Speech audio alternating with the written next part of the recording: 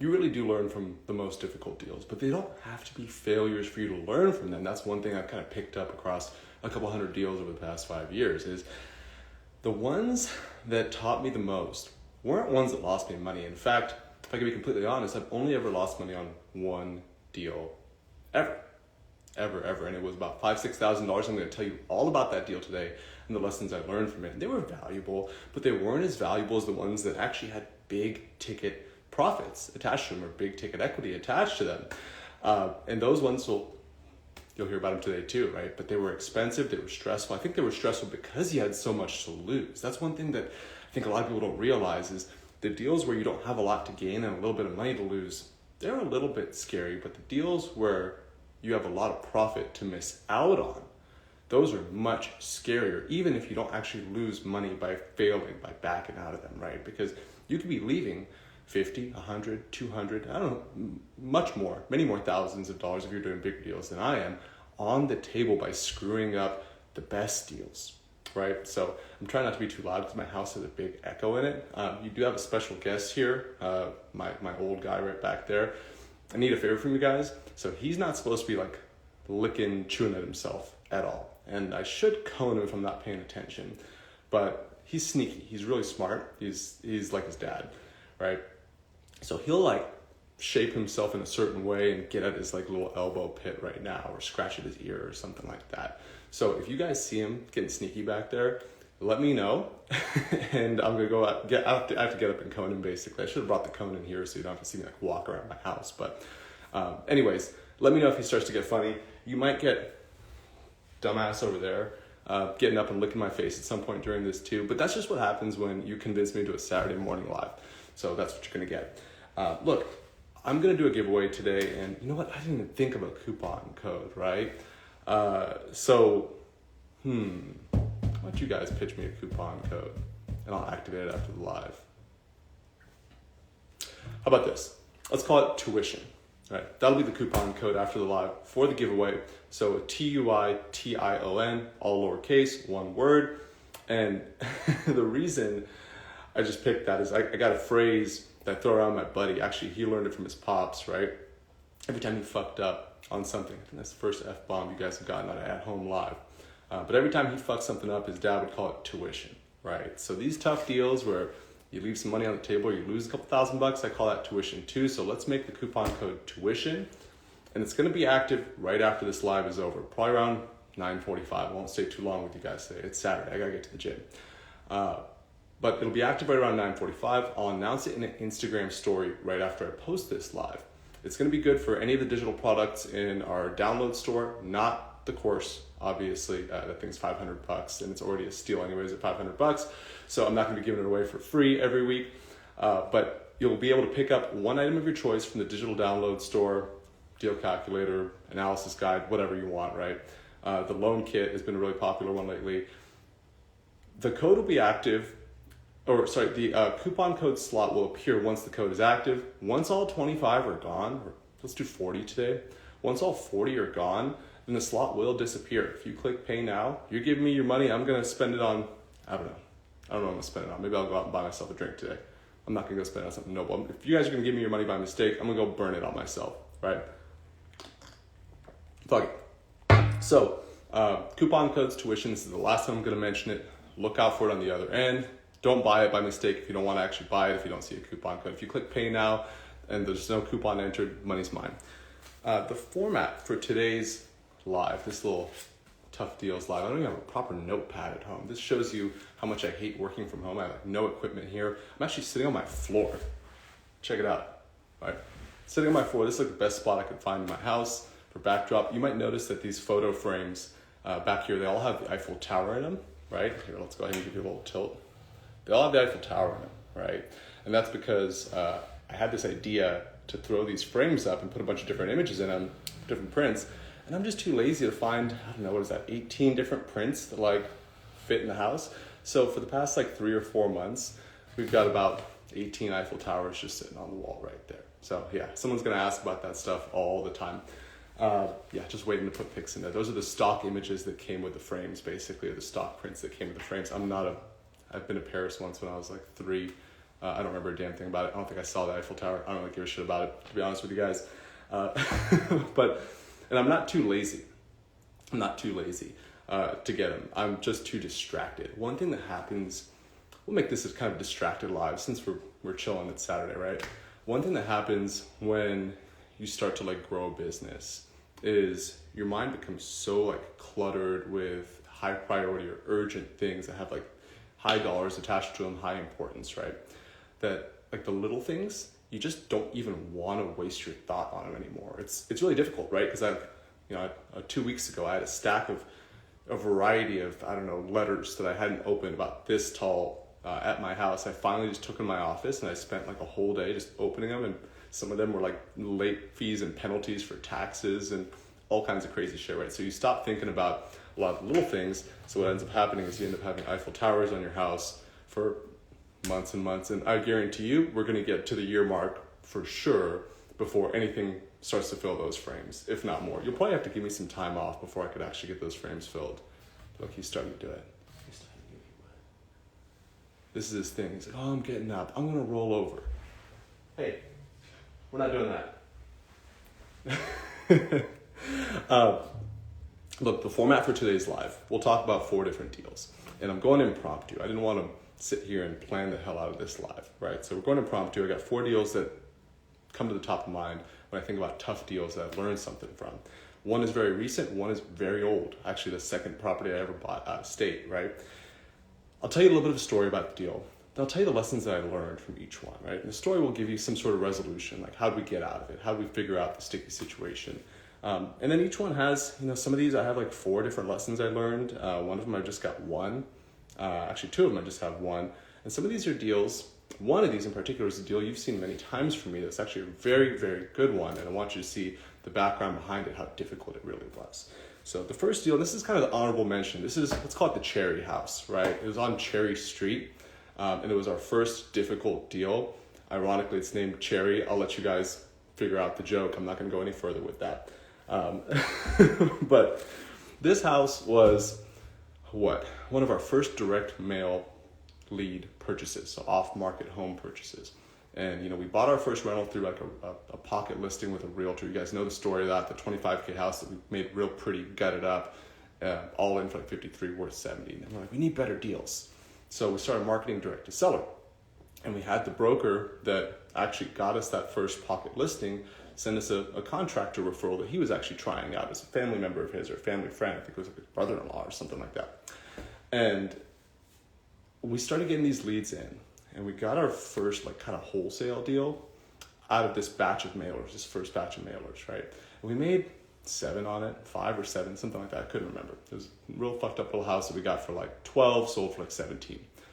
Immediately after, we got this lead, this Cherry House. And this Cherry House was like distressed seller, old couple. They let the wrong manager take it over, and the property just kind of got ran down. There's a tenant in it for like $700 a month. It's a little 2-bedroom house, and they ended up just kind of leaving during escrow. And we ended up negotiating the house down from like 25 to I think 18 or 20 is where we had bought it. I think 20. I think we bought it for $20,000, right? And we figured, okay, we got our contractor in during escrow. This referral, he looks around and he goes, yeah, man, $7, $8, maybe $10,000. And we're like, cool, we got that kind of cash. Like that's not going to put any stress on our future acquisitions. Let's go through with this deal. We'll fix it up. Maybe we'll rent it out. Maybe we'll just sell it to somebody else for a little bit more afterwards, right? And this contractor gives us his basic scope, and he starts to get in. He starts to do some work after we buy it. And he was a nice enough guy, an honest enough seeming guy, but I think he was new to it. He overloaded himself. This common thing with contractors is they won't say no to anybody. They'll go, yes, yes, yes, I could do it, I could do it, I could do it, I could do it. Especially the affordable guys, right? They don't want to say no because they want the business, but they actually can't do it. They have no project management ability. They don't have good help. Some of them have to do the work themselves. So what ended up happening after months and months, this guy dragging us along, was like $3,000 worth of work got actually done. So we're in this, maybe 5,000, right? So we're in this thing for like 25, and we just had to cut him off because he wasn't doing anything. He just disappeared. He like Dave Chappelle on us straight up. He had an anxiety attack, is what he said, or he had a panic attack, and he was starting to have like severe anxiety, and he just couldn't do it anymore. And he just gonna ditch this whole contractor idea. Great, right? So we happened to be booking a trip to Indiana right around when this is happening.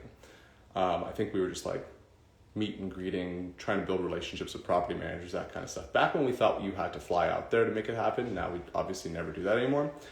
And we get out there, we decided to check out this house while we were there. And we look around, dude, this thing is a piece of shit. This is like one of the only times we've ever seen a property that we owned. And this was not before purchase, this is well after purchase, right? We get in there and it's way more than paint, carpet, a little bit of drywall. This thing's got like leaning walls, every piece of trim is rotted, interior and exterior, like the siding's kind of warping on the outside or kind of bowing in this weird direction. Like the front steps are completely jacked, the back garage is completely jacked. This thing's just a piece of shit. The rooms are configured strangely.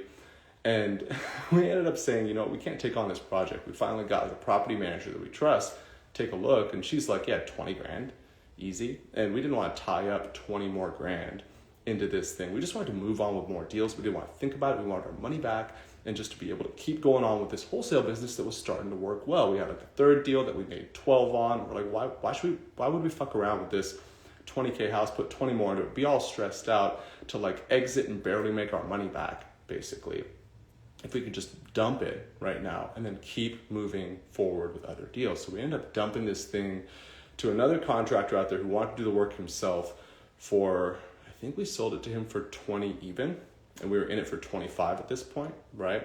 So we lost $5,000 in this property. We were so happy to put that 20 back in our account. We didn't have that much money in the account at the time. We had maybe 80, 90, 100 in the account, in the business account. We didn't have employees, we didn't have an office. We had like a $500 a month marketing spend. We were just bootstrapping. We were still working, right? But we got this deal done out of our pockets or out of our portfolio and just washed our hands. It was the best decision we've ever made, right? And the lessons really we learned on this property were, one, look, when something starts working, don't get over eager, right? When you start to get the ball rolling, look at this guy. Okay, he's good. He's really sneaky. So when you start to get the ball rolling, you may tend to just want to keep things going. You have one good deal and you're like, this is all good. I'm just going to get aggressive, put my pedal to the metal. And you're not ready yet. You're not ready yet. So just don't get over eager on the front end. Be deliberate, have your process going, and just stick to your standards, right? That's the first one. The second one is never trust a relationship early on, right? Like you never want to trust that contractor relationship, that manager relationship as your only source of verification early on. You want a second and third check for someone early on. Yeah, he's fine. He's sleeping right now. He's not gonna get after it. He goes for his little elbow spot, and then what he does is he's got like one toe that he keeps looking at, and he'll shove that foot like near his like front paws. And it'll look like he's just cleaning his paw, but he's really going for that toe. He's very, very sharp. He's 12 and a half, so like he's starting to get little issues here and there. And it's actually really healthy for 12 and a half, so I'm grateful, especially after a big old cancer treatment, $16,000 of radiation and months and surgery and all that stuff. So yeah, he's doing great. I'm pretty happy with the fact that my biggest issue is him looking at his toe a little bit. Look, don't get over eager. That's the first one. The second one is don't just trust in these relationships that you just made. Use an inspector. That's number 3, really, right? We never bought a property after that without either a really trusted relationship or a third-party inspection on the property. You don't need just a contractor walking it, especially if he needs a good amount of work. Taking a look and going, yeah, this will take care of it. Unless you really, really trust that contractor and they were very diligent in the work that they've done or the examination they performed on the property. That's always burned us. And the last bit, this is so important for you guys. This is a business lesson for much later on that you could take and apply early too, but it's going to be useful to you for a very long time. So listen up for this one. Don't force yourself outside of your process. What do I mean by that? I get people coming to me all the time. Hey man, well, you only make $1,000 on your houses. Well, I do similar houses with furnished rentals and I make $3,000 a month. And I'm like, great dude, I make a shit ton of money doing my business my way. Why would I distract myself over a little bit more or the potential for a little bit more? Because the potential losses you could incur from just taking yourself away from things that you know you could be successful at already are really high, right? So if you have opportunity to earn money, grow, scale, and you can do so with a high rate of confidence and efficiency, then stick to that. Don't add different kind of projects or different kinds of business to your portfolio, right? I'm not gonna start selling the widgets here just because I have a big following, right? I'm gonna stick to flipping freaking real estate and selling digital products. Fine, that's perfect for me. So stick to your business. That's the most important thing I learned from this deal. $5,000 lost is fucking nothing. It's tuition, and it's cheap tuition too. I paid more tuition to go to college and study biotech, and that never made me a buck. This tuition made me way more money than that. My ass is falling asleep from sitting down on the floor like this. Deal number 2. So we'll go quicker through this one. This one, let's call it the Hattie deal, because the lady's name was Miss Hattie. Miss Hattie was a very, very strong, stubborn lady, right? And she was difficult to deal with. And she knew what she wanted for her properties. It was a 5-unit and a 4-unit. And they were decent properties, actually. And we knew that we can wholesale them and make a 55 pop on the 5 and a 45 pop on the 4. It would have been our first Hundy pop. This is December of 2018 when we did this deal. That's somewhere around when it happened, right? And we needed the units filled to be able to wholesale it. But there were 2 vacants on the 5, or there was 1 vacant on the 5-plex and 2 vacants on the 4-plex. So she agreed to let us use our property manager to fill the units. Sneaky ass. She agreed to let us use our property manager to fill the units. Well, we get there and we inspect the property, and the units aren't in rent-ready condition like she said they were. So now we're asking her to fix stuff up, or we're having our manager fix stuff up, and she's paying them, and we're eventually going to reimburse her at closing. And she was very frustrated with this process because she wouldn't let us get things done. She wasn't cooperative. There was more work than she thought was needed. And we never ended up getting these units filled. So we had 2 buyers on these properties. On the 5-unit, we had a finance buyer. On the 4-unit, hey, if you tell him to stop, he won't even stop. You have to rattle him a little bit. We had a finance buyer on each property, 2 different buyers, right? We have to drop it on the 5-unit completely because we didn't have enough cash to buy both cash, fill them, and then close with these finance buyers. Bank needed leases to close. So we ended up dumping that buyer in the 5-unit. We found another buyer that we had a relationship that was willing to buy with a line of credit cash. So we sold that thing, boom, pocketed 55, replenished some money in our account. This was just enough money to close on the 4-plex ourselves, complete the work to the units, have 100 left in our account after, and then sell it to that buyer, finally close on it 3 months later. And shortly before we started going through this mess and having to close with our own cash and find the cash buyer and all that stuff, we bought 2 really good deals ourselves, all cash. Deals you guys have heard about, actually, right? So we bought them all cash ourselves. And we drained our account a little bit. It was only $50,000-$60,000, but at the time, that amount of money mattered to us. I think we had 300 total in the account, 300, maybe 350, something like that. So we knocked 50 out of it buying these really good deals for ourselves. And then we ended up running into a situation that we didn't anticipate. It could have made us a lot of money, made us $100,000 this fast, need our cash to some extent. So we had to scramble. Right. And then finally, with that last 4-plex, after 3 months of stress and shitty contractors and trying to get little bits of work done, we got to close on that too. We made our Hundy pop, right? So the deal ended up working out just fine. But I can remember, that's the first time my business truly caused me severe stress and anxiety because our account was running low. We had other future deals to buy and close and resell, and we had ran our account down to $100,000. Well, $100,000 doesn't buy a lucky 4-plex deal that we find. Even to resell it on the same day, we'd have to assign it, right? Which means a lot of different things wouldn't work out about that, especially the financing. So we ran our account down. We ran into a tough situation, and we really had to extend it out. And I remember waking up at night. It's one of the first times something kept me up at night. And I had to take a day or 2 off work because I was just grinding so hard to figure out all these fires every day. And afterwards, I'm like, dude, never ever putting ourselves in this type of situation again. How? Right? What are the lessons? Well, here are the lessons.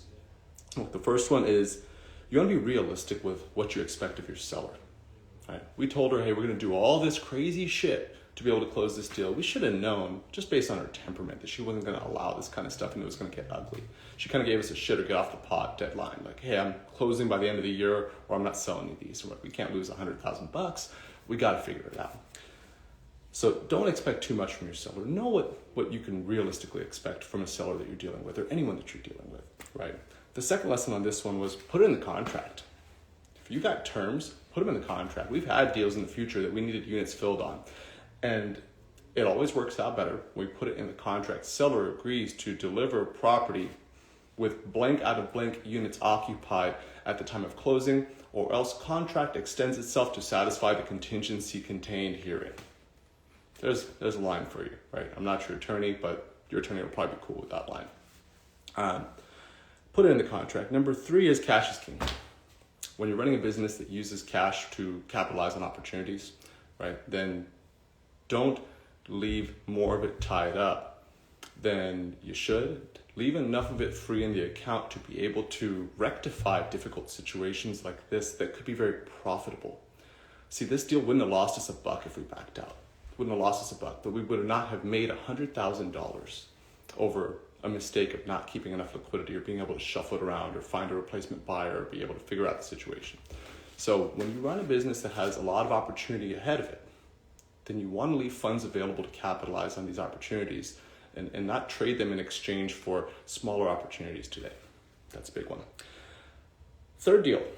This is the landside deal. This is the Kentucky 16 unit that I still own 12 of that you guys see all the time. Just the home run Kentucky deal that I got during COVID, right? Can I say that on this live? Is Instagram going to suppress me for saying COVID?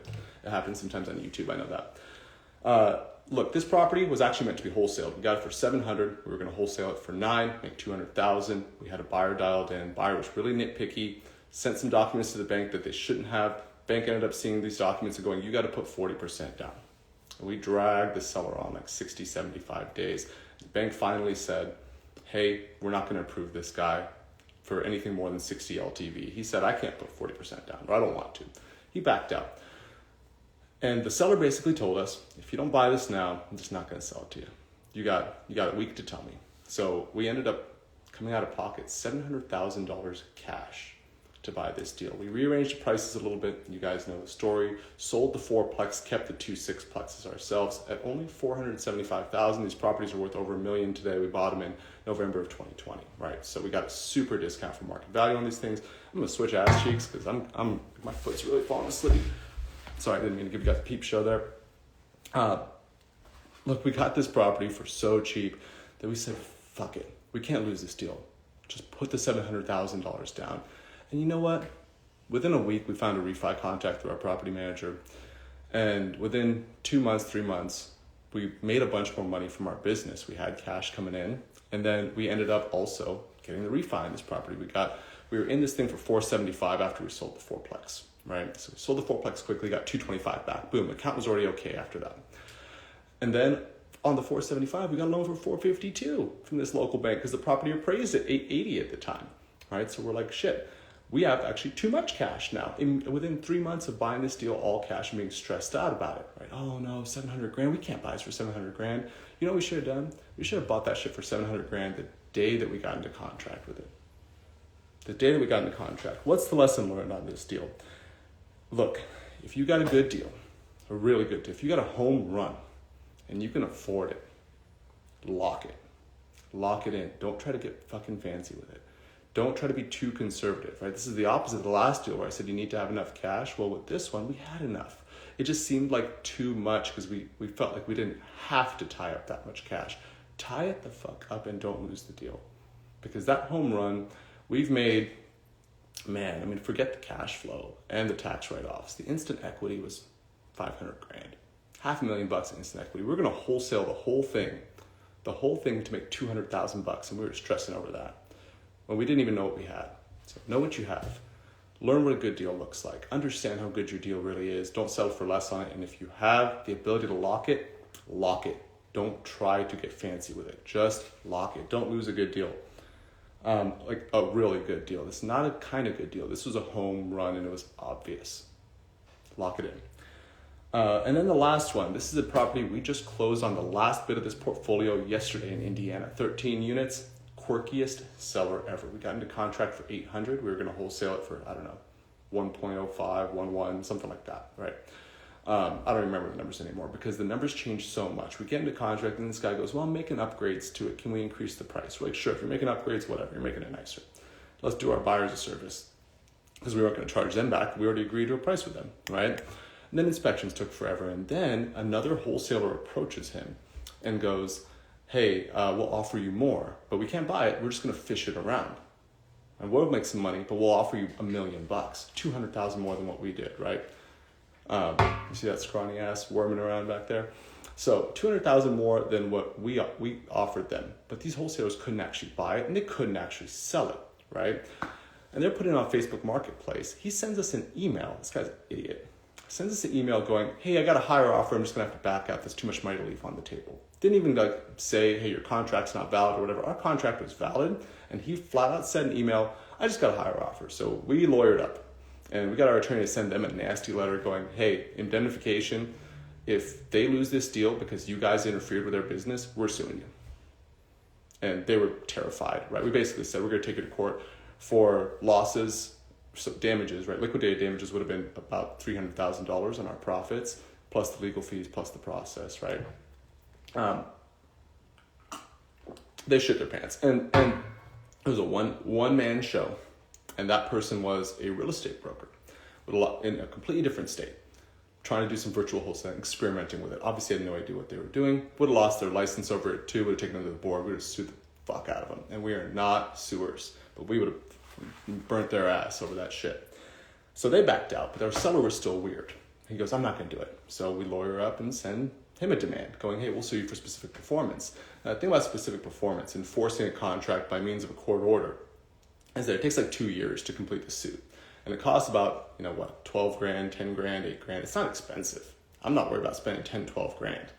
But for $1 million deal, that you're not going to wait 2 years on that shit. It's not worth the effort for me, right? And no one will ever really, really sue over $1 million specific performance deal. It's very uncommon unless you're getting it for like $100,000, right? But over a $200K profit, lawsuit's not the way to go. He lawyered up too. His lawyer came up with some fucking hacky sack bullshit, excuse for why our contract wasn't valid, which wasn't legitimate, but basically it's a game of chicken at that point, right? And we finally ended up renegotiating the deal with him. We ended up giving him $900, but we ended up actually, and the deal fell apart. So we had to buy some of the properties ourselves and not resell to our buyer. One of our buyers bought half of them successfully, so we put some money back in our pocket. The other buyer backed out. The deal was taking too long for him. Appraisals were taking too long. Seller was weird about scheduling the appraisal, all that stuff. So we ended up buying the other half of it cash ourselves, closed yesterday. No big deal. Have the extra cash, right? So that was fine. We're not in a bad situation. We could actually sell them for more than what we sold them to that buyer for because this market is scorching hot. And when we got into escrow like 7-8 months ago with this guy, we priced him lower. Now we're pricing these properties higher. We're actually going to make like 50 more selling these houses than we would have, maybe even more than that, selling them to the original buyer. So it all worked out, but the lesson that we learned on this thing, because luckily we're well capitalized, we can afford to like absorb a difficult situation, pay more, and we'll still make like 150 on the deal, right? So it's still pretty good. The lesson we learned is litigation in small real estate is, and in probably anywhere, right? But within my scope, I understand within small real estate deals, it's 100% just negotiation and leverage. You're not going to court. Both parties fucking know that. Both parties act like they don't know that. And they all threaten to sue each other until somebody loses the game of chicken or you come to an agreement, right? So the lesson for you is that if you get into a situation over a small deal where litigation is presented as an option, you want to just negotiate. Come to a resolution. There is going to be one. The other party has a resolution in mind that they want, and they won't tell you. They'll act like they're going for the extreme thing. Just find the middle ground that works for you, and burn the deal if you have to, right? But understand that you're not going to end up going to court. That's what we learned. We just gave the guys 100 more, figured it out, got the deal off our fucking table. And quite honestly, the 150 we made on this deal probably is a break even for us because of the amount of effort that went into the whole thing. I would have much rather been focused on $150,000 earned somewhere else. I would have earned it back faster. I probably would have made it back faster selling courses and deal calculators than I would have in the effort that I put in this guy. So that's our lesson there. So to wrap it all up, folks, I'll tell you all the lessons. All the shit that you want to learn from this. The first one is don't be overeager when shit starts to seem good. The second is don't trust that new relationship, double verify it, right? Until you have an established relationship. Number 3 is get a third-party inspection on a deal, especially a complicated one, unless you really, really have a trusted relationship. Number 4 is don't push yourself to do business outside of your process if your process is really profitable and growing. Right? Don't waste your efforts elsewhere. Don't absorb uncertainty risk if you have scalability in front of you, right? Number 5 is be realistic with your seller expectations. You don't think the seller's going to do something, they won't. Number 6 is if you got terms of an escrow, a handshake deal, you're going to do this or that favor for me before we close. Put it in a contract. Every time, put it in a contract. Don't make it handshake. Number 7, are we at 7? Cash is king. Leave up free capital for future opportunities. Don't tie it up on minimal opportunities today. If you have a systematic way of finding better future opportunities, you know they're on the horizon. Number 8, 8, if it's a good deal and you can afford it, if it's a great deal and you can afford it, lock that shit up. Don't be tentative, lock it up. And number 9 is the law is just a negotiation tool. It's just a piece of leverage. That's all it is. Especially when it comes to, this isn't criminal law, right? You're not going to jail over these things. It's all about money. So play the game, be a negotiator. Usually you can get it done outside of the lawyers. And you know what? When we renegotiated that deal, it wasn't the lawyers that did it for us. It was actually outside of the lawyers. That's it. It's actually turned out to be a really good live session. I'll do like 10, 15 minutes of questions, folks. I'm just chilling here. I actually find a comfortable position to sit in. So, yeah. Do I bore you, player? A little bit. I'm surprised he hasn't whined at me. But it's going to start now because I haven't given him breakfast yet. Hit me with some Q&A, folks. Let's talk. I don't want to touch my phone screen because my little tripod is really sus here, so I don't see if it's like not scrolling or not. Okay, it is scrolling. Any advice for a 20-year-old? Yeah, learn how to make money. Don't worry about investing so much. All right, think about it a little bit. Sure, fine. Make it a little thing that you study up on when you have your coffee on Saturday morning, right? But make your grind learning how to make more money sooner. Invest in your ability to generate a high income. Every rich investor I know that has a big portfolio of whatever made a lot of money to be able to buy that stuff. Didn't just get lucky on one stock or one property or whatever it was. They do those things too along the way, but the real successful ones, they hit a lot of singles, right? And they have a lot of money to keep swinging. Single family versus multifamily. Doesn't matter. Buy a good deal. Single family is hard to spend enough money on as you grow, and also in this market, if you're competing with homeowners, you're not going to cash flow, and you're probably going to pay a severe overvaluation. But if homeowner sentiment is very negative, like very far below what it really should be, below the market value, right? If properties are really undervalued in the single family space, then singles might be a better way to go. Like the last crash, 2012, 2011, 2010, homeowners were so scared shitless that they treated properties like fucking pieces of garbage, right? Like it was like a recyclable can or something like that. They had no valuation of it, but they were really worth a lot more than homeowners thought at the time. So they were really good buys. I know syndicators now that bought hundreds of single family homes with their investment funds back in the crash, right? Now they're going for commercial type property. In today's market, the homeowner overvalues the single family home. That might change pretty soon. Watch what these rates do to these buyers. Remember, consumer buyers aren't like rich investors. They don't just buy based on the market value. They buy based on the monthly payment. That could really change things. What am I sipping on? This is my second coffee, so it's a decaf. It's a decaf iced coffee. I've got one of those like Keurig hyper chillers. Have you heard of those? It's like 3 cylinders within each other, right? And you put like ice in the inner cylinder, and the middle cylinder, you just pour like a hot drink in, you swirl around, mix it cold. So you can make just like a hot coffee and just pour it over ice pretty quick. Actually, Brian, who just joined the live, is the one that put us on to this hyper chiller here for $20. Actually, it's pretty cool. And I'm not getting paid to say this. It's probably a pretty cool purchase that a lot of you guys should pick up. Decaf all day, player. How did you start wholesaling, and how can one start? Well, get this. I bought an out-of-state rental from a realtor, off-market pocket listing. It was a pretty decent deal. He hooked me up. He was a nice guy. And he took care of us. He managed the project and everything. I still wanted a better deal. So I'm going to go off-market and get this shit myself. I started mailing. And then when we started mailing, we started getting deals. We started getting deals. We started buying deals. We started buying deals. We started running out of money. And we're like, well, shit, these deals are worth less than or we bought them for less than what they're worth in their as-is condition, and we're out of money to buy more good deals. More good deals keep calling us. How do we get that money? We sell all that shit. Right? We sold it all, and we're like, wait a second, this makes way more money than rental properties when you do it right, when you build the business well. Easier said than done. Most wholesalers make 5, 7, 8. I would fucking not come into work if I made $8,000 on a wholesale deal. I would not have employees. I wouldn't pay them. I wouldn't pay them what I pay them today. I'll tell you that.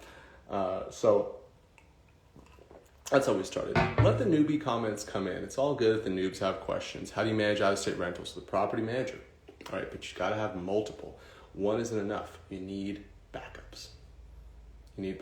Don't get into any market where you only have one viable property manager, even if they're good, because they might not be good someday. You need a second, third that are viable. That doesn't mean perfect. That just means good enough to make sure that if your management company goes to shit, you have an alternative that you don't have to be afraid to switch to, right? That's all. What was the first biggest check that made you realize this was it? All right, I already know the answer to this question. December of 2017, we wholesaled a fourplex. First time ever. I don't know how the fuck we figured it out with financing, because the conventional lender is not supposed to lend on a fourplex on a finance deal or on a wholesale deal, right? At full value or full sale price on a double closing. But they did. And we ended up making a 58 pop. It was just Mike and I. We had no employees. I think we had another 15 or 20 pop that month. So we made $80,000 that month. We had a $500 monthly marketing budget. No office. Just us. Might have paid for a software subscription or two for a couple bucks a month. So we made $60,000 on a deal, $58,000 on a deal, and it was mind blowing because we were like, oh shit, we got to really refine this process to be able to attack deals that make us big spreads only. How do we master creating a business where we target only big spreads, not little spreads? And it took a lot. It took a lot of effort and took a really good sales process and consistency and a lot of demand gen. This is demand gen. Right? If you're here watching my live, I guarantee people watching this live right now bought properties from me and will buy more properties from me, right? And that you have to find the people that want a certain type of product and service, and then you have to build that product and service, right? It's not just because they're here watching me, they'll buy whatever. They're not fools, they're smart. But now they're here, I can listen to them and go, what do I build for you? Right? So that's what I did with that fourplex. I was like, I got a buyer that wants to pay a higher price than the others for a certain specific something that isn't available elsewhere. And I used him and the future buyers like him to teach me what is it that I need to offer you so I can make 60 on a deal, not 6. But yeah, that was game changing for sure, because then those type of deals started happening monthly and multiple times a month eventually, right? And that's a game changer when you can do that kind of deal multiple times a month. That's a real wealth building engine, right? That's honestly, you do it a couple times a week, and that's legacy wealth if you start early enough. What's my daily schedule look like? I don't have a fucking morning routine, I'll tell you that. I tried that shit back in the day. It's such bullshit, dude. It's for people that aren't really motivated, so they feel like they need some kind of process to motivate them. Motivation comes from up in here, not from your routine. Routine could help it a certain way or not. This is what I do in the morning. I wake my ass up, I roll out of bed. I probably scroll through 2 or 3 or 4, maybe 10 TikToks while I'm brushing my teeth. In the shower, and then I'll start responding to DMs or checking emails in the shower. Take way too long. I get out, pack a lunch fast, usually meat from last night plus a couple sweet peppers and a sweet potato and a carrot. That's my lunch every day, every single day. I don't care. I have 10 minutes to eat it at work anyways, maximum. I'm usually working while I'm eating it. It's being so good. I get into the office, I usually focus on a social media post first. Get it out of the way, respond to some comments, and then I'll go into, I have an hour where I focus on projects, and then I'll have an hour where I meet with my 2 account managers on the investor relations and on the escrow and portfolio management side. So I have an account manager for investor relations, an account manager for portfolio management and escrow management. So I'll meet with them, we'll talk about the current happenings and things that they're working on. Those usually go over a little bit. And then I have a 1 hour block, 30-minute block to meet with Mike from 12 to 12:30. Talk about owner stuff. Usually we're reviewing deals and placing a final sale price to them before we make an offer. So he brings me, this is what I can get this for. I kind of finalize hey, this is what we can sell this for to one of our investors. So we're predicting this number in advance before we offer it to them. And then we'll talk about like other business shit. Like lately we've been interviewing people, right? And looking through like candidates online. That usually goes way past 12:30. It usually goes right to like 1 o'clock. I'll usually get my lunch and eat it while I'm talking to him. 1 o'clock, I got an investor call for 30 minutes, and the next 2 hours of the day are just whatever, right? And that whatever is usually catching up on some social media stuff, working on projects. Like there's been a lot of projects, a lot of like stuff that's extracurricular from my usual daily routine, acquisitions business and social media business, right? And that's about it. Sign some closing documents. You know, there's a good amount of time for that. Bro. Sign closing documents, wire money. That's probably something I spend like 30, 40 minutes on a week. And that's it. That's my daily routine. Come home, go to the gym, work a little bit more in the evening, chill the fuck out. It's all probably not chilling as much as you guys think. I own 80 something units. I don't remember because we just bought a bunch that we're like planning to resell. Maybe it's like a little over 90 at this point. It's not enough. I don't own enough units. The unfortunate thing is that we buy most of them cash, like almost all of them cash, and then we go on like refi after as we need it. And we haven't needed it yet, but we don't get enough bonus depreciation. Our portfolio isn't as big as it could be. We're like 21% LTV. We need to be about 50% LTV, which means we could own like a little over like about 2.5x the property value that we do and still be at our LTV goal without being over leveraged, and we have enough cash to afford that too. So we really should own at this moment without making any more money to spend and invest, and without spending any money we currently have. We shouldn't own 90. We should own 2.5 times that, so about 230, right? If we were acquiring it correctly. So we just need to change our acquisitions plan a little bit. I mean doors, not buildings. Yeah, so I don't own 500, 1,000 doors like some of these people say that they do. I do own most of my properties all cash, and that makes me feel really good because I could reinvest all the profits into improving these properties, stabilizing them. After 1 year comes, they're great properties. Right, so, and by the way, my rental income is like 5% of like our real business income. It's not as substantial as the people say it is. It's really not. Never is. And that's okay. It's a long-term investment, and it's not just about the rental profits, right? It is about the debt pay down when you do acquire debt on these. It is about the tax advantages. It is about the appreciation. It is about the rent growth and how much it'll cash flow one day in the future. It's not about how rich your rental is going to get you today. It's a place to store your money. It's a storage vessel. It's not like a wealth accumulation, not even a wealth accumulation. It's not an income machine. It's not a money printer, right? It's not going to replace your good job or your successful business ever. It'll never. The amount of property we'd have to own to make as much as Ace makes us net every year now is ridiculous. Ridiculous. It'll take a long time. That's all. How can I, as a real estate agent, be knowledgeable enough to deal with investors? Watch more of these lives. I got a bunch of them archived for you, right? That'll probably work out pretty good for you. What else do we have? Sorry for the peep show again. I'm wearing my gym shorts, and they're definitely, I don't want to use the term, never mind. They're high. They're short. Watch these live sessions. They're technical. Take notes on them, right? And then I want you to look at real investment deals and analyze them yourself thoroughly for your investor, thoroughly for your client. So that way you have a process when they come to you with request for counsel or guidance, right? You don't want to just be a shower. You want to be an expert. It might help for you to buy some of your own, right? But selling them helps you understand them too. Just don't be one of those people that just does enough to complete the process. Understand every step along the way. You'll be able to carry that forward. You will come across as an expert, right? I'm not afraid of competition from other wholesalers or similar businesses or investors that are trying to recruit over here on Instagram, because my clients trust me because I come across as an expert, because I obsess over every little detail of this business, and they know that, and they feel good about it because they don't have to, because I am. I'm kind of taking that off their plate. Right? And then they can learn from me gradually over time, and then they can go off on their own. They don't need my help anymore, right? I'm kind of like a ramping up service for a lot of these clients. So yeah, that's all. What else you got? Kiyosaki says your personal residence isn't an asset. Let's be clear. LOL. Rental properties are cash flow assets. Yeah, well, whatever. It doesn't fucking matter that much. I mean, like, I wouldn't think so much about it. It's not really an asset. Yeah, it doesn't really. It makes you money in every way but cash flow, though. But the same way, debt pay down, appreciation, all that good stuff. But yeah, there's no tax benefits to it. I mean, I wouldn't overspend on your personal residence until you really develop your portfolio if you care about investing, because your personal residence will get in the way. That debt obligation doesn't look good on your record. The bank's going to see it and going to go, well, this guy's got so much debt on his primary residence, we're not going to let him buy a bunch of rental properties. Or, hey, this person's got high consumption tendencies, so we don't really trust them with debt. They might use rental money to just buy other high consumption goods or feed this high consumption tendency. He's fucking out.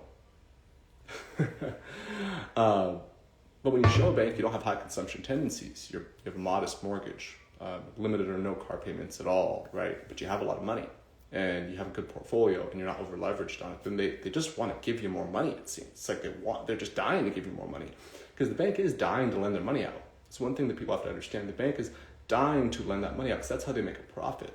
But they're very selective, right? There are certain kinds of people that they want to give that money to and certain ones that they don't. They have to choose who the best person to give that money to is. It's not even a matter of, are you good enough or not for them? It's hey, if we have an unlimited amount of clients who are perfect borrowers, why would we give the just good enough borrower any money? Good question for you. All right, so yeah, be a good borrower. Think about what being a good borrower looks like before you buy that expensive home or anything else.